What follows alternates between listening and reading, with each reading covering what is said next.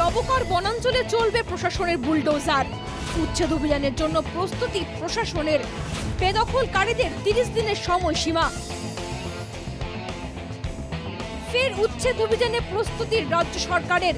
রাজ্যের বিভিন্ন প্রান্তের সঙ্গে ডবকায়ও চলবে উচ্ছেদ অভিযান। ইতিমধ্যে সব প্রস্তুতি সম্পূর্ণ করেছে হোজাই জেলা প্রশাসন। সোমবার থেকে বিলি হচ্ছে উচ্ছেদের নোটিশ। ডবকার উদমারি ফরেস্ট ভিলেজে বসবাসরত পরিবারগুলিকে দেওয়া হয়েছে 30 দিনের সময়সীমা। 1 মাসের মধ্যে বনাঞ্চল ত্যাগ করার নির্দেশ। বৈধ নথিপত্র থাকলে তা 15 দিনের মধ্যে জমা দিতে হবে। যে পরিবারের হাতে বনাঞ্চলে থাকার বৈধ নথিপত্র আছে তাদের সেই নথিপত্রের প্রতিলিপি বন বিভাগের কার্যালয়ে জমা দেওয়ার নির্দেশ দেওয়া হয়েছে। সূত্রের খবর, 30 থেকে 40 বছর আগে ওই এলাকায় বনধ্বংস করে বসতি স্থাপন করেছিলেন একাংশ মানুষ। বনাঞ্চল ধ্বংস করে তৈরি করা হয়েছে কৃষিভূমি।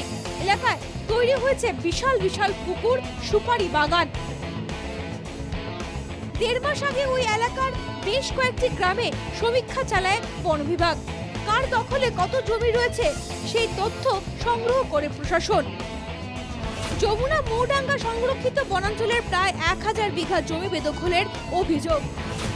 উচ্ছেদ হবে 1258টি পরিবার। স্বাভাবিকভাবে উচ্ছেদের নোটিশ পেয়ে আতঙ্কিত হয়ে পড়েছেন স্থানীয় বাসিন্দারা। সংস্থাপনের জন্য সরকারের দৃষ্টি আকর্ষণ করেছে পরিবারগুলি।